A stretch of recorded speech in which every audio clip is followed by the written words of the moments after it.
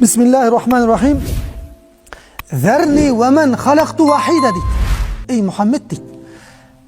Жалғыз қылып жаратқан, дүние малсыз, еш нәрсесіз жаратқан кісіні менің өзіме қалдыра сал дейді. Яғни ол дүниеге ештеңесіз келген еді ғой дейді. Көрдіңіз бе? Соны енді маған қалдыр қайтадан деп жатыр Алла Тағала. Ана қараңыз. Ендігі ісі кіммен болады дейді? Менімен болады деп жатыр. Өйткені وَجَعَلْتُ لَهُ مَالًا مَمْدُودًا мен оған аста төк мол байлық берген едім дейді. Кімге? Валид ибн Мұғираға.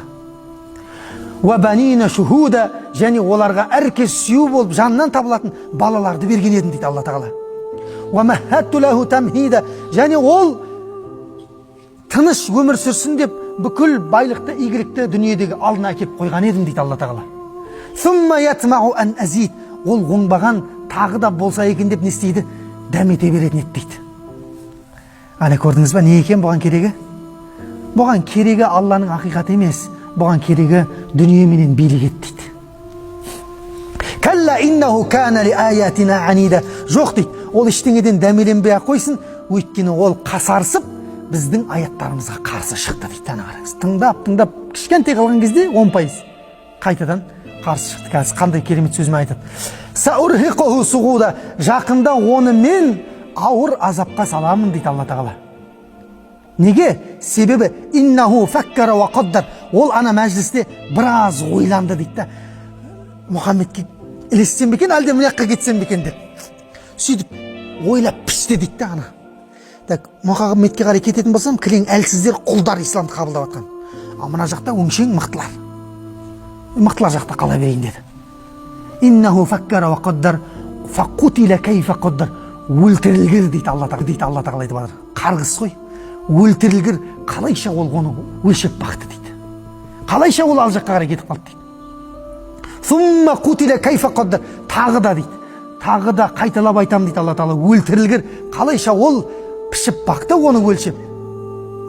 Сумма назара дейді. Сөйтіп жан жаққа көзін тастады дейді. Адамдар не деп айтады екен деп. Мәжілістегі оқиғаны айтып жатыр Алла Тағала. Адамдар не істейді екен деп жан жаққа былай көзін тастады дейді. Сумма абаса ва басар. Сөйтті де өзінше Мұхаммедті жек көргенсіп, қабағын төмен шытынатты дейді. Сумма адбара ва стакбар. Сөйтіп теріс айналды. Неден? Алла және оның елшісінен оған түсірілгенінен теріс айналды. Ва стакбар, тәкаппарланды. Тура шайтанның ісі ғой ше. Шайтан не істеді ең басында? Әбба деді, бас тартты ғой ол да, дұрыс па? Вастакбара ва кана минал кафирин. Сөйтті де ол тәкаппарланып, кейін кәпірлерден болып қалды дейді Алла. Тура шайтанның ісін Валид ибн Мұғира мына мәжілісте істеп жатыр. Шайтан оны жәннатта істеген болса. Субханалла. Демек мына Алланың бұл өмір жолы сондай екен ғой, адамдарға жасаған, қараңыз. Бұл солай, бұл әлі де болмады бұл нәрсе солай. Дін туралы, аяттар, Құран туралы айтсаңыз бар ғой, дәл осының ісін істейтін адамдар бар қоғамда. Фақала ин хаза илля сихрун ю'сар деп айтты дейді ғой. Субханалла.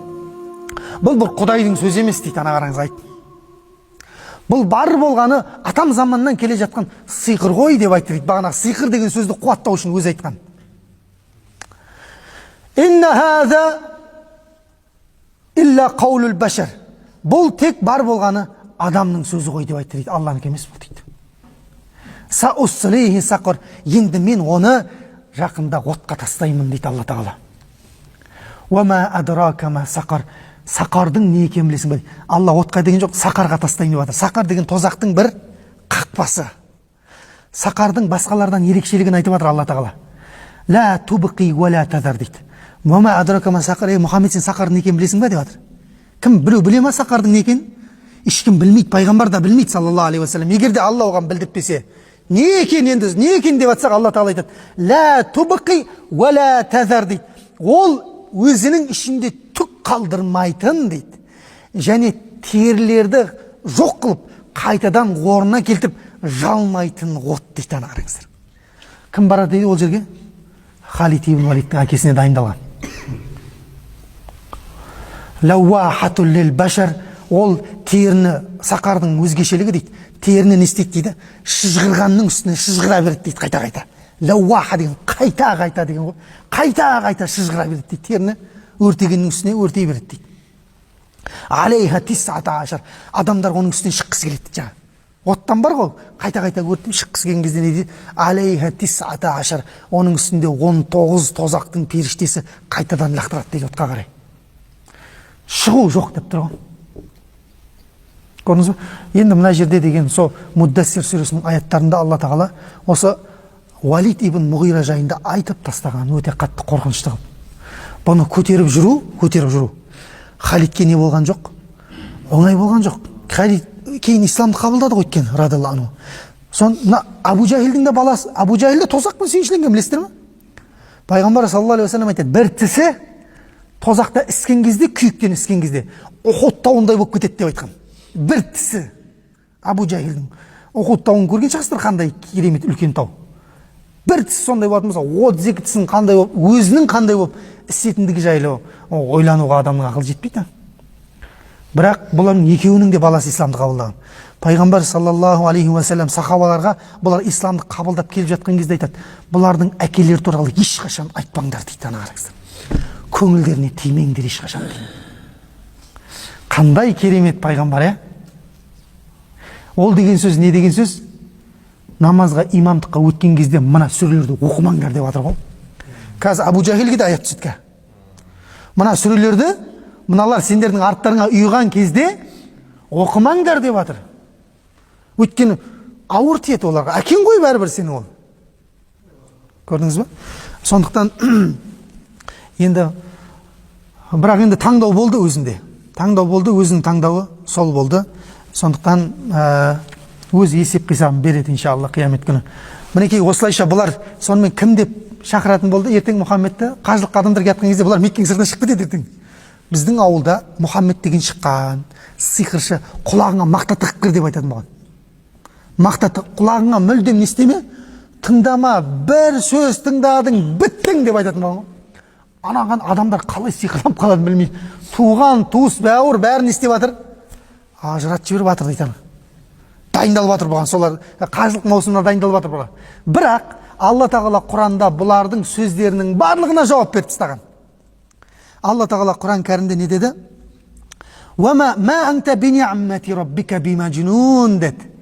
Ей Мұхаммед, Раббыңның саған берген нығметінен сен не емессің? Сен жынды емессің деді. Алла жынды деп айтайық деді, жынды емессің деді Алла тағала. Алла өз жауап беріп. Міне Алла тағаланың мүшриктерге аяттармен жауап беру деген осы. Әрбір сөздеріне аяттармен кетті. Фазаккир фама анта бини'мати раббика бикахин вала majnun. Ей Мұхаммед, сен ескерте бер дейді. Раббыңның саған берген нығметінің арқасында сен көріпкел де емессің, жынды да емессің деді Алла тағала аятта. Кетті ма екіншіге жауап? Үшінші не деді бұлар? Шайыр деді ғой, ақын деді. Ам яқулуна шаирун натараббасу бихи райбал манун. Немесе олар сені, ол бір ақын ғой, сондықтан оған бір жаман заманның келуін күтіп жүрміз деп айтады дейді. Алла тағала وَمَا عَلَّمْنَاهُ الشِّعْرَ وَمَا يَنْبَغِي لَهُ деді. إِنْ هُوَ إِلَّا ذِكْرٌ وَقُرْآنٌ مُبِينٌ деді. Қай сүреде? Ясин сүресінде айтты.